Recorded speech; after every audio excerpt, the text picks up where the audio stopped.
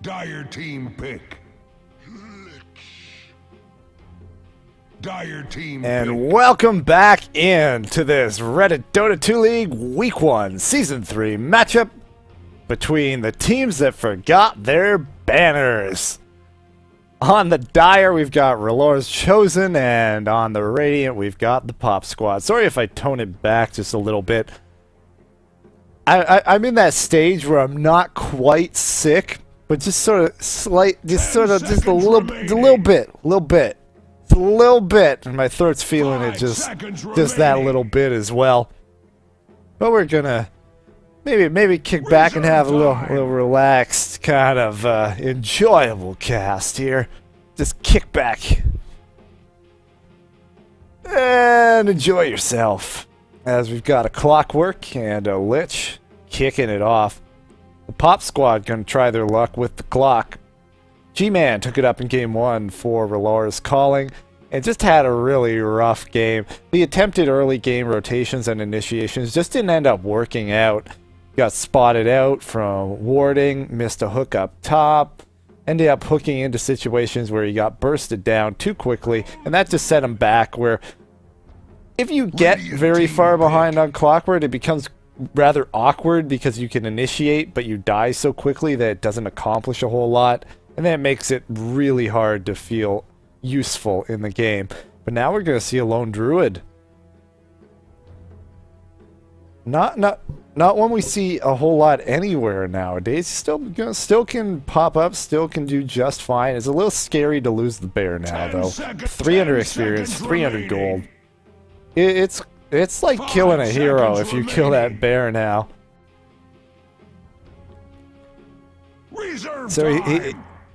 So that bear becomes a prime-time target. It's tough to bring down the hero when his bear is up anyway, so you know what? Just focus on... if that bear's there, you know what? Get it. Get it. So what I would like to see... I'm not saying that this would be a good idea, per se, but just that I want to see it, is I really like watching Viper against the lone druid, because you can slow that bear. And speaking of slow, Venomancer. And there's a hero that I also want to see with Viper. Just pick Viper. I know a lot of people call him boring, but I like him. I like him. I like Viper Strike. I like Aghanim Scepter Viper Strike. I mean, his cooldown at his level 3 Viper Strike is already low at 30 seconds. But you throw an Aghanim Scepter on there, and you've got a 600 plus damage, 80% slow on movement and attack speed every 12 seconds at 900 range. That's a Viper Aghanim Scepter. That is just hilarious to play and to watch. But just the poison attacks slowing down the bear are a real pain, because if you send it in and you have to pull it back, it's not getting back. You can just slow it and right-click it down. But now we're into the next set of bans, and we've got a Naga Siren and Gyrocopter as the ban outs. PopSquad banning out the Gyro. They ran it game 1. They're actually taking up their opponent's heroes so far with the Clockwork and Venomancer, but both very common, popular heroes, so it can certainly be coincidental there. The Visage has been banned. Not willing to give that up to the PopSquad again. Zerdax doing far too much work on that Visage. So showing why it's still just an incredibly powerful hero. Got a bit of a nerf in 679 with his base magic resistance went from the normal 25% down to 10%, which was just a really nice way to do it. He's still Visage, still gets tanky later on, but just in that early game dominance tweaked a bit to bring him in line a little bit more with other heroes, but he's still incredibly strong early on. Dire team pick. And then a Lifestealer ban. Lifestealer does pretty darn well against Lone Druid until you get late. as you send in the bear to right click, and then Lifestealer just life steals from the bear and right clicks it harder than it can right click him. 10 seconds remaining. 5 seconds remaining. So perhaps the reasoning behind the Lifestealer ban. Reserve time. Going into reserve time for this one. 55 seconds left there. They got the Lone Druid. You don't know where he's going as of yet.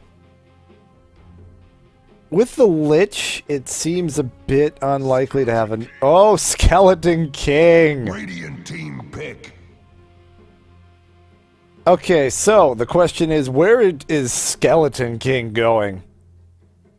I have been a fan of Skeleton King support, but that was more in 6, 7, 8 when he had Mortal Strike. 6, 7, 9, he's a little weirder because he still has the... His change now is that his Vampiric Aura applies to range heroes on your team. However, the carry here is Lone Druid, who in his tanky later game fight form...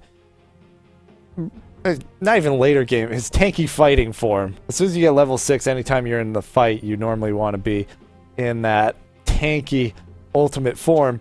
Not ranged. So not going to actually benefit from that. Of course, it still works on melee, just kind of the comparison before, where it's like, oh, it's really nice to have it for free for ranged heroes, where you didn't have that before, where you'd have to build Lifestealer, because even the Vladimir's offering not going to work on ranged heroes, so it's one little unique thing he has going for him now. If you're not going to do that, I wonder. However, the obvious thing here is this is just going to be a race to the Roshan pit. You've got Lone Druid and Skeleton King. Those two alone are just like, okay, we're level 1 Roshaning. So, what I would like to see now, out of Relore's Calling, I call them Calling, Relore's Chosen, I'll get it right one day, is just to all out. Pick Ursa and Nature's Prophet. Doesn't matter if it makes any sense. Tiny! So it is a support Skeleton King. I guess it could be support Tiny. That is something we have not seen in ages. But this is just a... This is a... Get to use one of my favorite words now, a janky team. I don't know what to make of this. We've got Tiny, who is forced... We have to have a support Skeleton King, a mid-gank-oriented, phase blank Tiny, and a carry Lone Druid is what I see right now out of how this lineup is functioning, because if you took these as their traditional carry roles, they are far too farm dependent. If you went Ognim Scepter on Tiny, and we're farming up Radiance on Lone Druid, and we're also trying to farm Skeleton King for damage, you're going to spread yourself so thin that you're not going to accomplish anything. Meanwhile, the opposite side, we've got huge push with Death Prophet, Pugna, Venomancer, and then Clockwork to initiate, pick someone off, and then take the tower. 10 seconds remaining. So we've got kind of new school pushing with a very clear plan up against a bizarre lineup where you can't predict what they really want to accomplish outside of they should be going into Roshan immediately. And there's Magnus, so it's off lane Lone Druid, safe lane carry Tiny, support Lich and Skeleton King, with mid mag. Oh dear.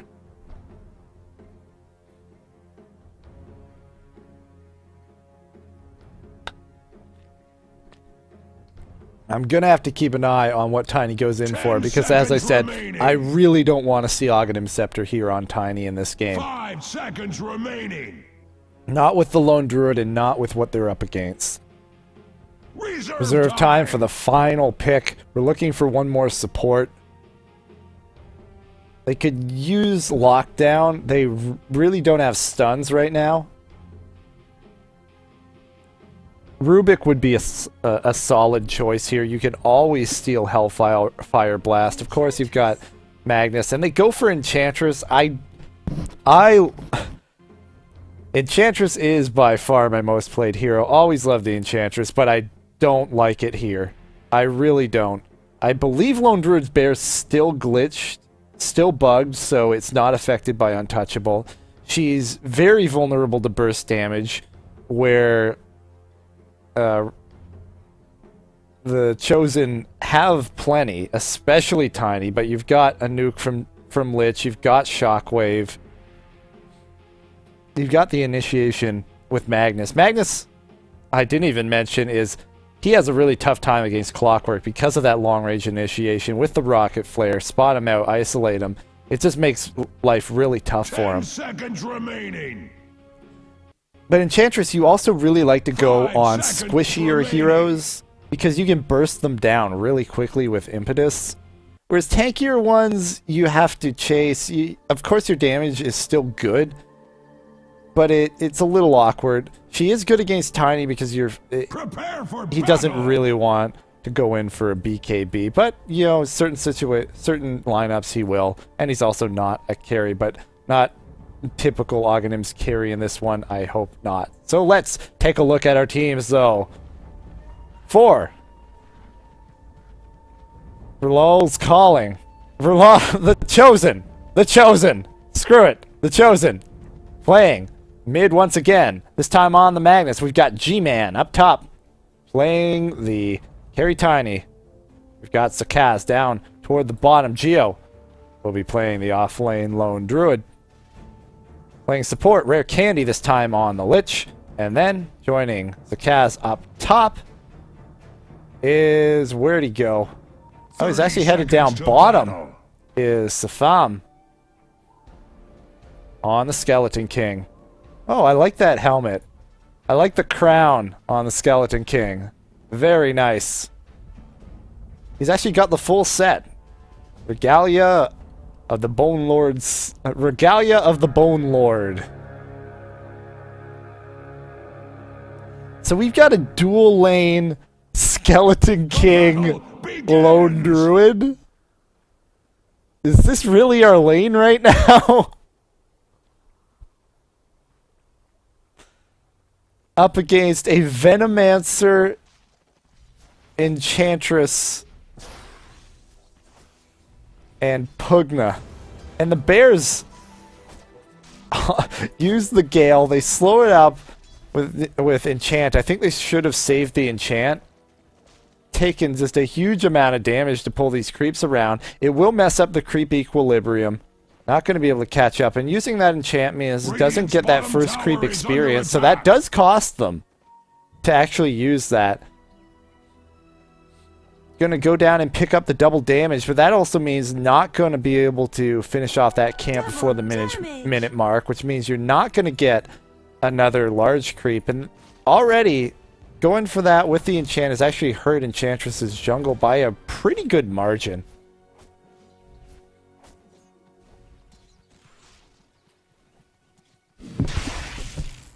Up top, we've got Sakaz up against LPNF.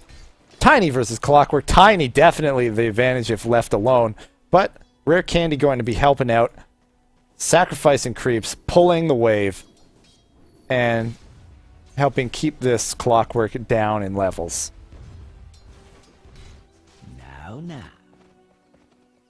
Picks up a Centaur and a Hellbear, and go look in. Do not have any sentries. This is going to back up a bit brave there from Geo. Should have the clap. Doesn't use it. Micro not quite there.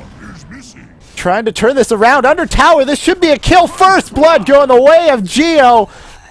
The Skeleton King Lone Druid lane doing work.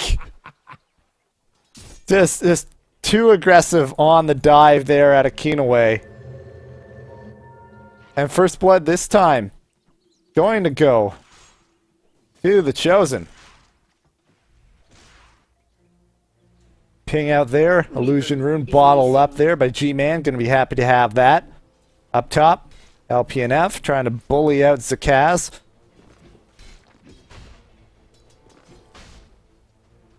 As it is right now, 8 last hits. Staying toward the top. But not getting quite as much as he would like. Enchantress going to come around with another Centaur, but that's going to run out, so not going to get anything there.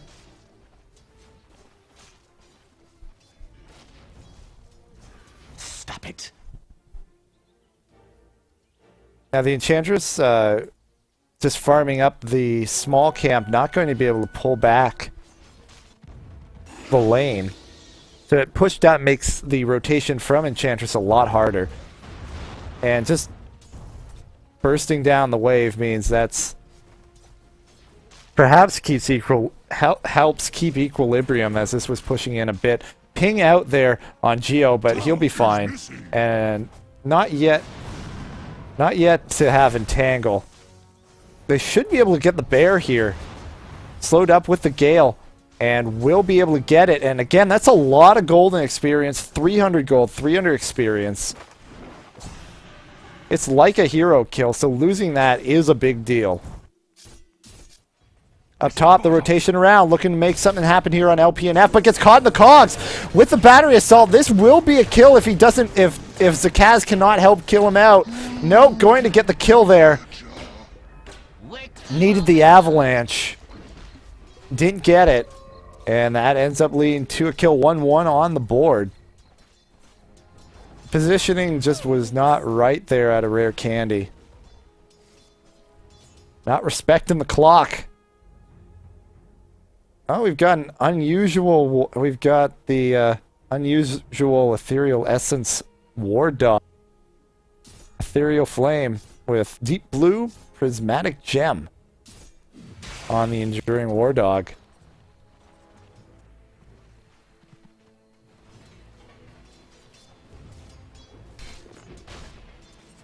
Still Zakaz finding his farm to a degree, but still not anywhere where he really wants to be. 5 minutes, 16 CS.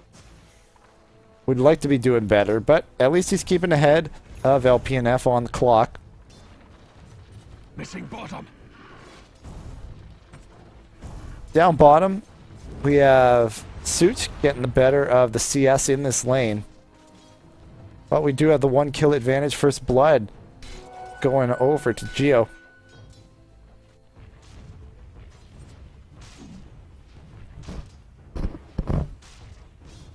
And Safam going in for the Hellfire Blast stats on his build.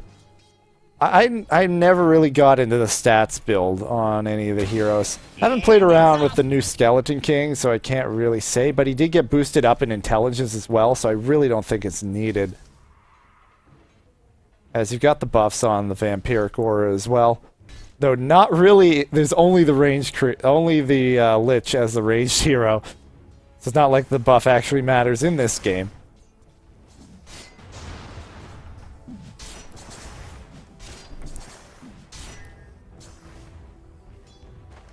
Missing bottom. But it is 30% lifesteal for everybody around you. Up top, trying to make something happen, but Rare Candy just eating some more harass instead.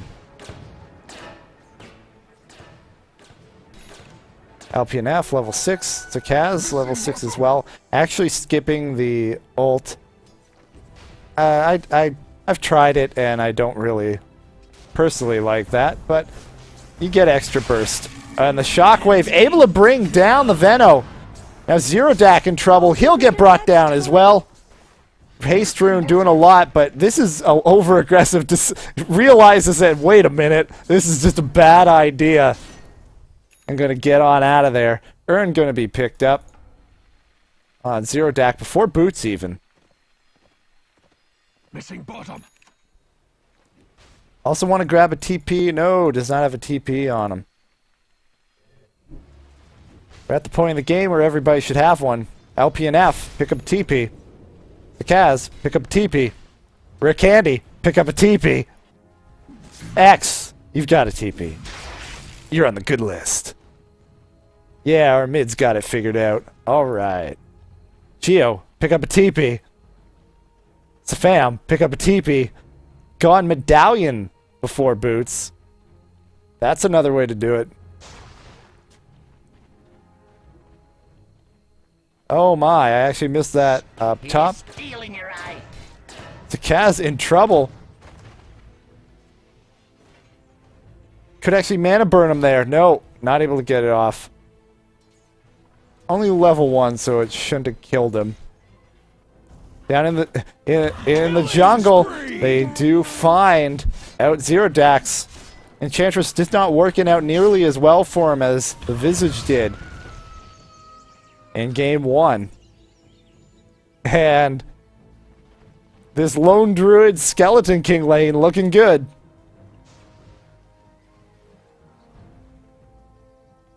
Good camp that rune. Dire's bottom tower is taking many wounds. But they ought to just take that as G-Man hanging out up top right now. They're spending a lot of time sitting there. Meanwhile, Geo, just a little too ballsy. He's just gonna die trying to go back to tier 1 through the river. Bottom tower is under As attack. we had the camp on the rune for far too long. Just confused movement there Dire's middle tower is under out of the attack. Chosen, and it just ends up costing them. G-Man back in mid, taking a lot of damage there. Gonna have to back up. Head back to base, heal up. As Arcane still working on that blink. Normally looking to see that around 14 minutes, your Arcane blink on your mid Magnus as a kind of solid timing. You can certainly do better, but you know, it's you're looking fine if you're hitting, you know, blink Arcanes 14 minutes.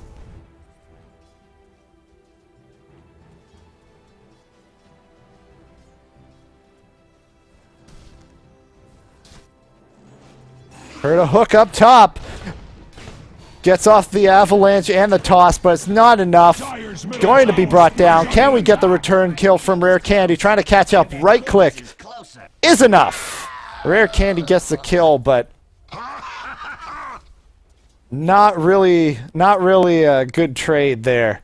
The Chosen losing Zakaz. They get LPNF, but it's after he already got the kill and experience there. Dire's middle tower is not what He's it happy used to make be. that trade. That is for certain.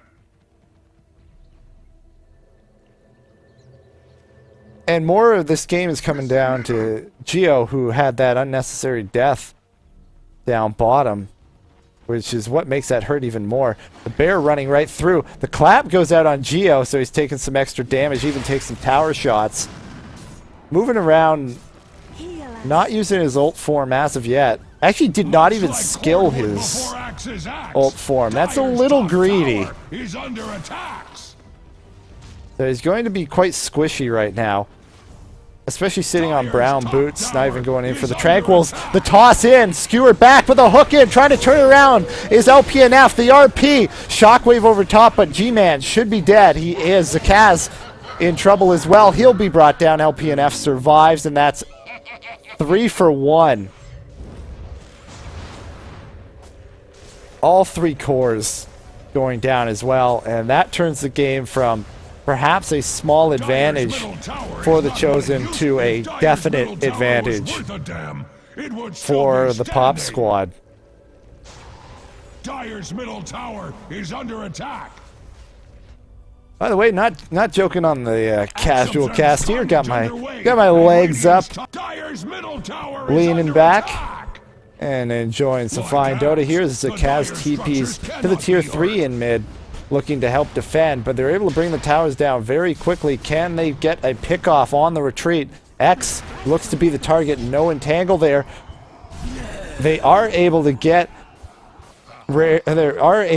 Keen away. And that's it, as they do end up committing the Chain Frost for that, though.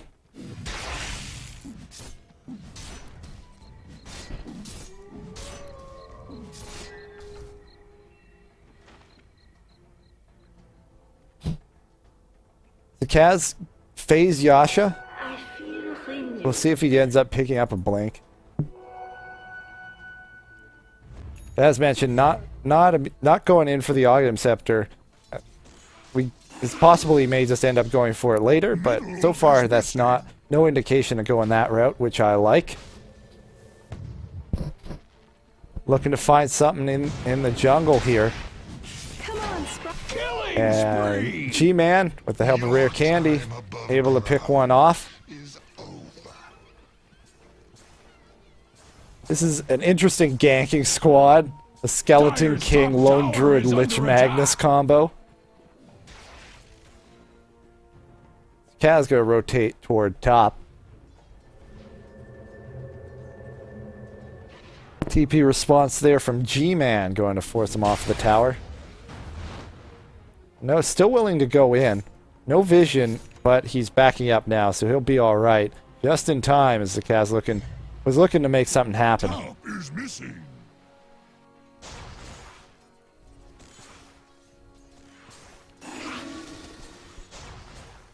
Oh, but he's coming back up.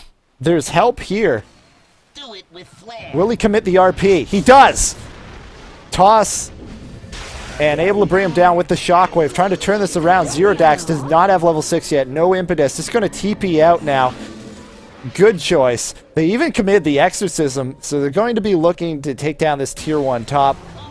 Glyph is not available. They should be able to get it. The hook missed on a non-moving target. The Clockwork's having a tough time in this game all around.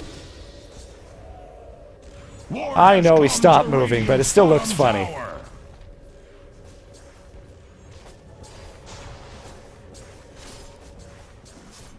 Tower getting low. Tower going down. Last hit goes the Keenaway. Are you going to do something about that? We could still have a fight. Toss. LPNF even gets entangled. That's it for him. No, they're not. There we go. Hellfire Blast finishes him off, but that may be enough time to really turn this around. G-Man getting very low. He'll be brought down from the Shockwave, from the Satyr Creep. The Bear still trying to fight. Gets an entangle. Comeback from Stefan. The slow doing a lot. Not really ready. The Bear going to be brought down. Geo getting very low. They should be able to catch up to him with the slow. And the wards, the poison, sting. Needs to tango. Tango, Geo. Tango. Tango. Will the poison sting bring him down? 27, 28. He did not need it, but flirting with death. A lot of kills back and forth. This is really weird, as the lone druid here is just moving with a 5-man and not split pushing. Often you see him just sticking to a lane. Oh, lost my mouse there for a second as we actually got the kill there with the rocket flare. Now the ping's up towards that top tower. But as I was saying, no real split push coming out of Geo. Is moving a lot with the rest of his heroes, but he's still going in for the Radiance, so not opting for earlier fighting with that. So it's an interesting amalgamation. He has been successful relatively in this game. Taking 4-2 and 3. So that's helping him along toward that Radiance. Double damage is picked up here on X. They're looking for an entangle. Cogs go out to hold them back. A smoke right there. Rocket flare hits. They don't know they're there. I'm not sure if they spot the smoke. Toss in. That was on Rare Candy. I'm not sure that was the best initiator. Gale goes out. Hits on Geo and the Bear. Oh, this avalanche, but the Cogs on 3. That'll be a double kill. Such sneaking a kill out of one of those. But now Geo in a lot of trouble. Huge counter initiation from LPNF saying, oh yeah, I'm having a good game. Cog in one more. Geo down. Full 5-man team wipe. And we were talking about leads. There's a lead for you. Dire's That's a top tier 2 tower as well. is under attack. They're not even going to use Exorcism on this tower. They've so got this. Much like cordwood before axe's axe, Dire's top tower, heaven or hell. And there you go. Dire's top tower Moving is in towards that bottom. 10,000 mark.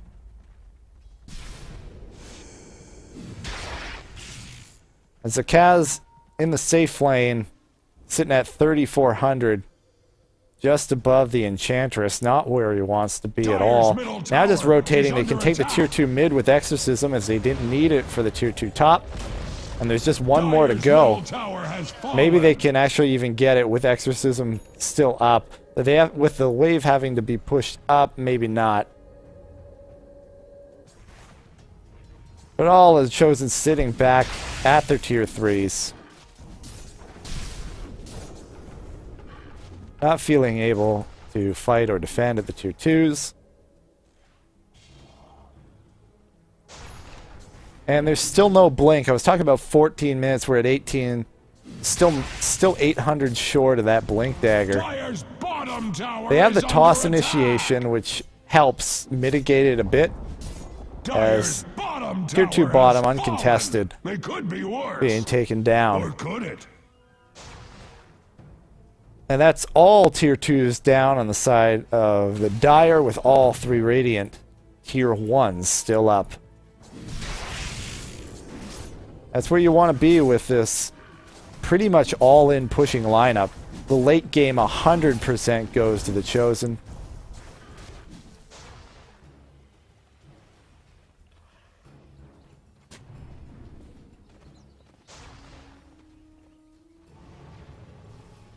And that's a Necro book being built by Enchantress as the hook in. Skewer back out by G-Man. Even the RP spent. They really need to get a kill here to make that worth it. And G-Man's still gonna die. Yes!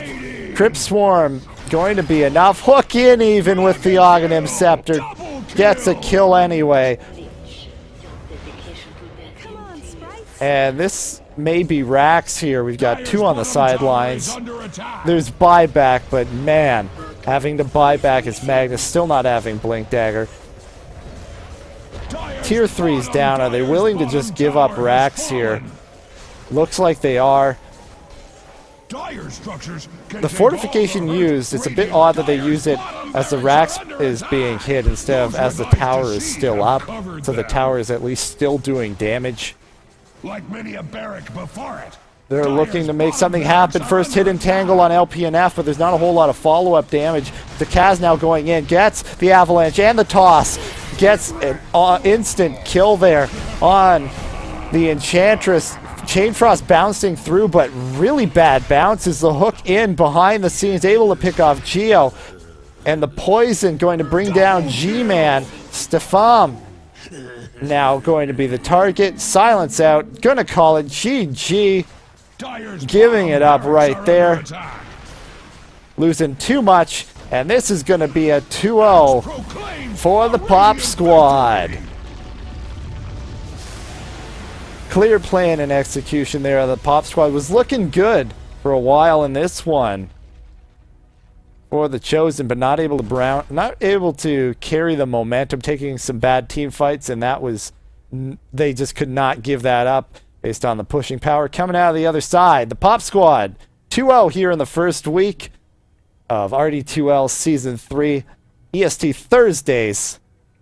Hope you enjoyed that. I'm Zeron. I'll be bringing you hopefully more matches following this group as the season progresses. 2-0, your final.